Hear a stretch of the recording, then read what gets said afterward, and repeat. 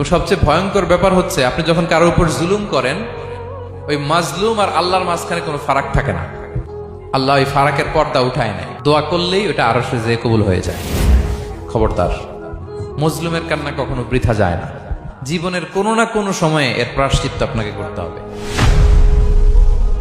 জীবনের কোনো না কোনো সময়ে এর প্রায়শ্চিত্ত করে আপনাকে মরতে হবে। বদদোয়া করছে, ডাইরেক্ট কবুল। খবরদার আমার পেনাঙ্গের ভাইয়েরা, আমরা যেন জালিম না হই।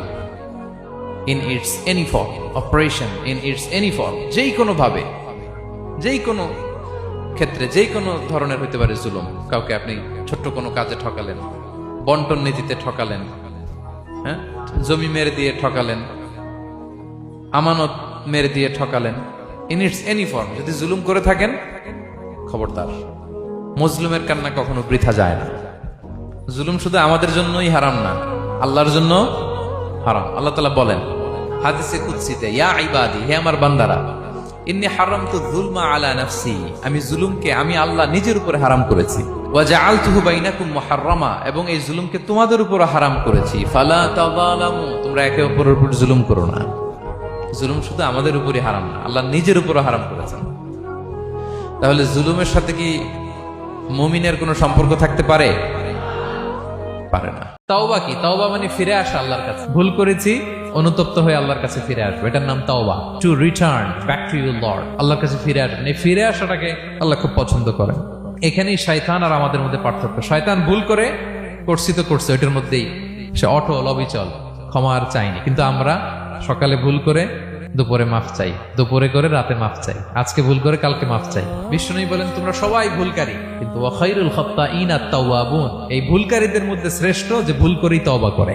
আমার প্রিয় ভাইয়েরা, এই তওবার দৃশ্যটা দেখতে আল্লাহ বড্ড পছন্দ করে। বান্দা যখন ভুল বুঝতে পারে, মাথাটা নিচু করে চোখের পানি ছেড়ে বান্দা যখন কাঁদতে শুরু করে, এই দৃশ্যটা দেখলে আল্লাহ সহ্য করতে পারে না। আল্লাহর রহমতের দরিয়ায় জোশ খেলে যায়, বান্দা যা চায় আল্লাহ তাই দিয়ে দেয়। তখন চোখের পানির এত বড় পাওয়ার।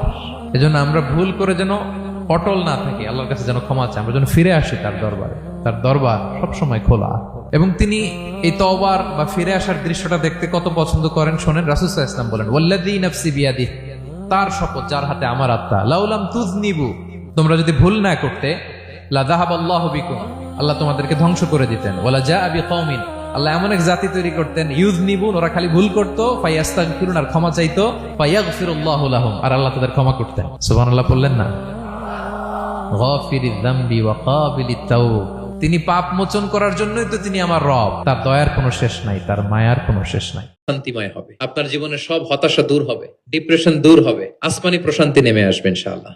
আল্লাহ তাআলা আমাদের সবাইকে কথাগুলো বোঝার ও আমল করার তৌফিক দান করুক। আমরা তেলাওয়াত করতে বলেছেন, তেলাওয়াত করবেন। সূরা কাহাফ জুমাবারে তেলাওয়াত করবেন। ফজরের পরে সূরা ইয়াসিন, মাগরিবের পরে ওয়াকিয়া পড়বেন, এশার পরে সূরা মুলক, রাতে ঘুমোতে যাওয়ার আগে সূরা বাকারার শেষ দুই আয়াত। মান কারাআ আয়াতাইন মিন আখিরি সূরাতিল বাকারাতি ফি লাইলাতিন কাফাতা, আল্লাহ নবী বলেন, যে ব্যক্তি রাতে ঘুমোতে যাওয়ার আগে সূরা বাকারার শেষ দুই আয়াত পরে ঘুমাতে যায়, ওই রাতের সেফটি, সিকিউরিটি, প্রোটেকশনের জন্য এই আয়াত দুইটাই যথেষ্ট হয়ে যায়। তিন কুল পড়বেন, তিন কুল, কুল হুয়াল্লাহু আহাদ, কুল আউযু বিরাব্বিল ফালাক, কুল আউযু বিরাব্বিন নাস।